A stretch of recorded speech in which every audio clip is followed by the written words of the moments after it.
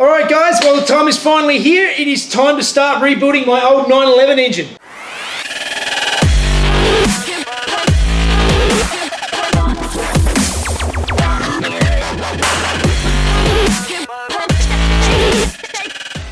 Alright guys, so finally time to start rebuilding my 911 engine. I've been looking forward to actually getting my hands greasy again, so I've got my reference material here. I've got Wayne's book on how to rebuild Porsche engines, which is pretty much the Bible for doing this sort of stuff. So yeah, see where it takes us. Alright, very first thing I've got to do is get the gearbox off.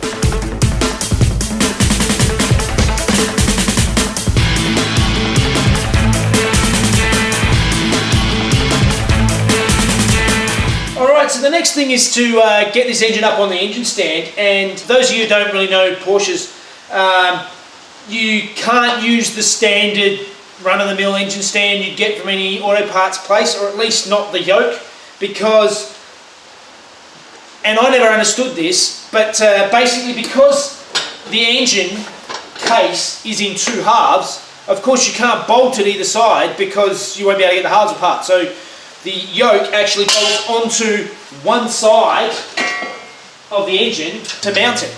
I just reached out to some of the guys on Porsche Forum Australia, and I was really, it's a really tight-knit community. It's really great to see. Mark, he lives quite local to me, and he was happy to lend me his engine stand and yoke. Thank you very much, guys. But now I've got to start putting this engine stand together and get the engine on the stand. Alright, so I've got to change the order a little bit in the way I'm going to dismantle this engine from Wayne's book. This yoke doesn't actually have, the bought ones have a bit of a recessed slot just along here that allows to just fit over this oil cooler that's here, and this one doesn't, and so it won't really bolt up flush until the oil cooler is removed. So I'm going to jump steps ahead and remove everything from the top of the engine first before I try and put it on the engine stand.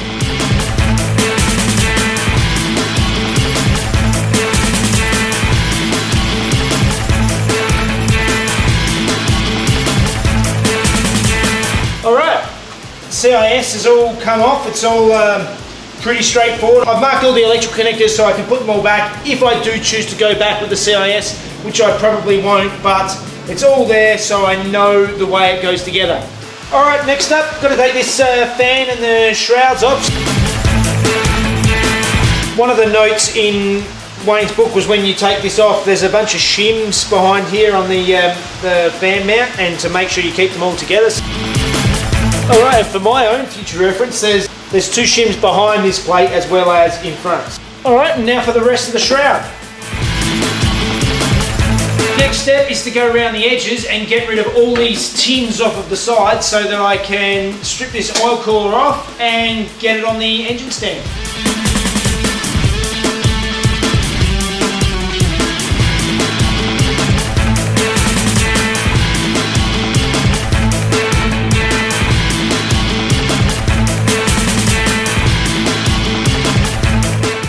Good, so now I can flip it over and start taking the exhaust manifolds off and all the rest of the bits and pieces.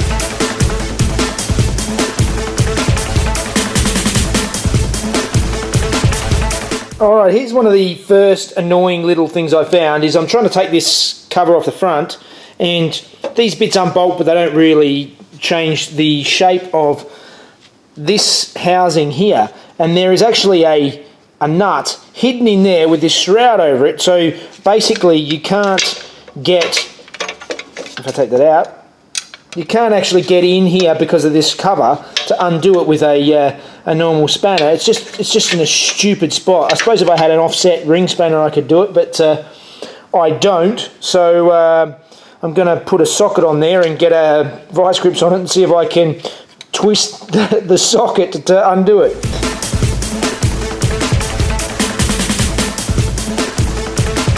Alright, that nut in the front is really bothering me, and I've tried for a few minutes and I don't have the tools. I might have to go and get an offset ring spanner to try and do the job. So I'm going to push on and get rid of the crankcase breather cover and the thermostat, and yeah, keep moving along as far as I can until I have to go and do that, and then I'm down tools and go and get what I need and come back. Okay, well, I've come back and I've got some offset ring spanners, so let's see if this will do the job. Not having much luck. Okay, so a bit more problem solving down, and the offset ring spanner that I just went and spent half an hour going and buying doesn't fit either. It doesn't get past this stupid lip that they've put on here. I can't see any way I can do it with these tools. My socket fits on it nicely, but I can't get anything that will fit onto it in this gap in here. It's just too tight. So I'm going to drill a small hole in the front of this plate here, which I don't think will really affect its use too much. I'm sure some of you on there will be watching me and going, why didn't you just do this? So if anybody knows how you're normally supposed to get that off, I can't see an easy way with regular tools to get it off, unless there's a special tool or something that I don't have and I can't think of. So a hole in this casing is what it's going to take. So let's start drilling.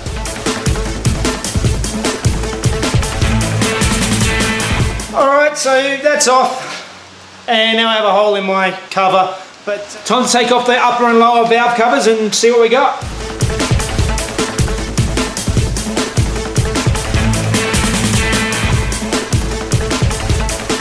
Alright, I'm trying to get this so you can sort of see here, but you can sort of see down there, down in those depths, you can see the head studs, which are those Allen key bolts down the bottom there.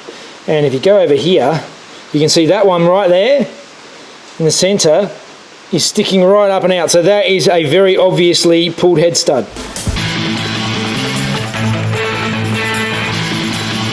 Alright, I thought I'd just take you quickly through a chance to have a look at what I'm doing all the parts. Instead of just bagging everything up, I got this off of one of the forums. I can't remember who was doing it, but I thought it was a fantastic idea, so I'll share it here. I bought these parts boxes. I've got a pile of them there, and in this one I've got box one, and then I've just gone through and chucked everything, all of the nuts and bolts, into the box as I go, so in the order I take them off, and I've labelled them all so you can see that, you know, everything's marked: thermostat, engine mount bar, whatever, you know, might not be the correct names, but it's the names that I know it as. But it's a really great way, so when I go back to put it back together again, even if I don't use these parts, I know, okay, yeah, chain covers go on next, then the valve covers, then the engine mount bar, and just work my way in reverse and put it back together. Alright, that's perfect timing. I'm actually at a stage where I couldn't really do anything else because I've really got to undo the cams, and checked on my doorstep, and one of the members of Porsche Forum Australia, Harv, who lives in another state, helped me out, and he sent me the tools I need to undo this cam. So thank you very much, Harv. Much appreciated. It is, it's really nice again to see how helpful some of these guys on forums can really be, and it gets me out of a bind. Alright, and as you can see, he's sent me the 46mm crow's foot, which is a really weird looking sockety thing that goes right on here to hold that, so I can undo these. Alright, so before I can start taking these cams off, I just need to lock the flywheel in place. So all I've done is I've taken a bit of carpenter's strapping and stuck it on between the bell housing bolt and one of the clutch mounting bolts.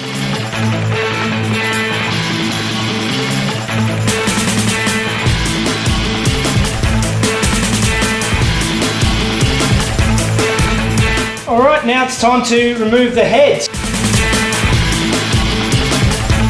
So I just removed the head from the engine, and I'm a little bit disturbed by the number of washers that were in underneath the little barrel bolts. There was heaps of them. Some had more than others. Definitely something to check, but probably a sign that the engine's been sort of bodged together, so I'll look into it a bit further. Alright, that's one of the little tips from Wayne's book, is just getting an old socket and one of the barrel bolts, just to make sure that the pistons don't slide off when I turn the engine up the other way. Looking at the sides of these cylinders and the tops of the pistons, there's almost no carbon build up on them at all. They look like they're brand new.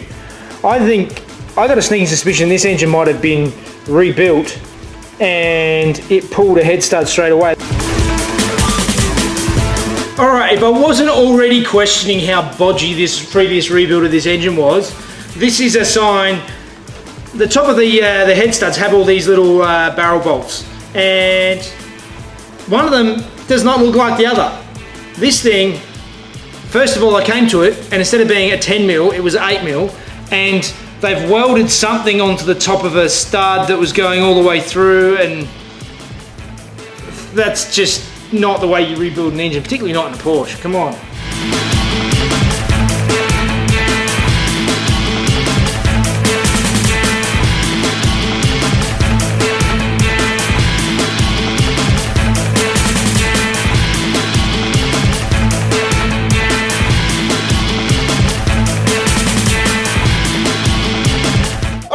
That's it for another week. I've come to a crossroads. I don't have the tool to take off the flywheel, so I'm going to have to go and get that. So we'll leave this week right there.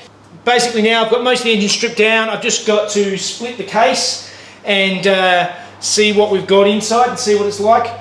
Not very happy with the quality of the rebuild that was done before. I'm still looking for some later model aluminium parts to try and build something special for this car. If I can't find them, which I haven't yet, I will need to try and rebuild this or something similar. So let me know if you've got something, please, anywhere in the world. We can try and make it work.